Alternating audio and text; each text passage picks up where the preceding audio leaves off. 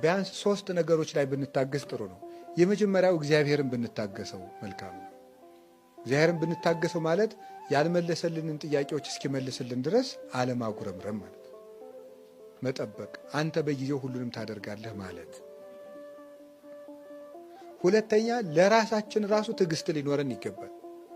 የእውነቴን የምነግራችሁ በአንድ ጊዜ ዛሬ መሰበክ ጀምረን የዛሬ ወር ጻድቅ መሆን መፈለግ ተገቢ አይደለም። እንችላለን? አንችልም። መታገስ ይገባል። የኛም አካል እስኪያድግ ልንጠብቀው ይገባል። አይዞ በርታ፣ ደግሞ እችን አስተካክላት እያሉ ራስንም ቢሆን መታገስ እስኪያፈራ ወዲያው ቸኩሎ አይ እንግዲህ እኔ 1 ወር ሞከርኩ አልተስተካከሉም እንግዲህ ይቅርብኝ ማለት አይደለም። ለራስም ታጋሽ መሆን ያስፈልጋል። እኛንም ቢሆን ብንወርቅም እያነሳን ብንንሸራተት እየደገፍን ራሳችን ራሱ ልንታገሰው ይገባል።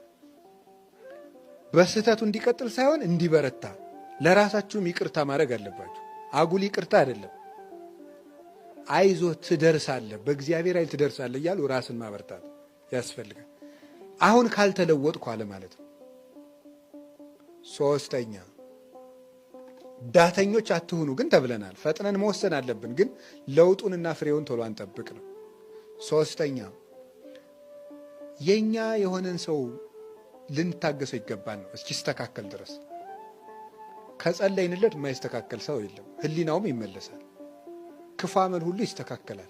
ዲያብሎስ ብቻ ነው የማይስተካከለው። ስለዚህ ያን መታገስ ማለት ነገሮች እስኪፈጸሙ ጊዜያቸውን መጠበቅ ማለት ነው። ያ 5 መክሊት ነው። 5 መክሊት። እነዚህን መክሊት ክርስቶስ ሰጥቶናል።